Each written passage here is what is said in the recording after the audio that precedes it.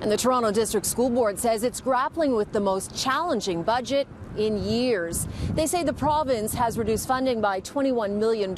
Add to that a structural deficit, and they're looking at a $54 million shortfall. What does that mean for your child next year at school? I've been trying to get answers to that today. Thanks. Minister Lisa Thompson talked to the media about funding concerns.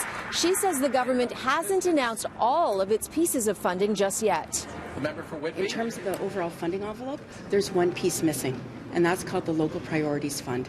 And that fund is collectively bargained, and it technically doesn't expire until August 31st. And so that's why I've invited partners to come and speak with us.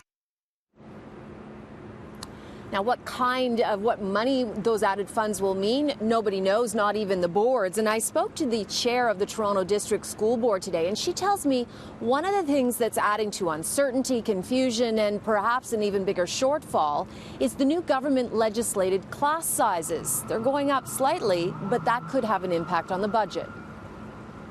Are we talking fewer librarians, music teachers, drama teachers? We don't know that yet. We don't know that yet. Is that a possibility? I mean, a lot of things are on the table right now. In elementary schools, what there is a change in funding. So it's gone from one to class sizes have to average at 24.5. Our collective agreements say something different, and we must staff to our collective agreements.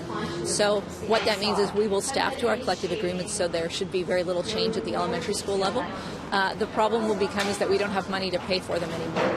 So we have to take money from other areas. So that's part of our budget shortfall. Wouldn't that change in the bargaining process because the contracts expire at the end of August? Contracts do expire, but until the contract is signed again, we have to operate on the same. We operate on the same contract we always had. Now, one other thing I found very interesting today and worth keeping an eye on, it seems the education minister was suggesting that school boards may have to find efficiencies themselves. When we consult, and we've been out and about talking to stakeholders and teachers and parents, many people collectively landed on one big message, and that is we need a board governance review. And that's why we put it in the budget, and we look forward to working with boards to see where they can realize some efficiencies as well. Was that a warning? Well, we'll find out. I did speak to a government spokesperson who told me they don't have a timeline quite yet for when these board hearings will happen, the governance hearings. They did suggest that there is no targeted cost savings just yet.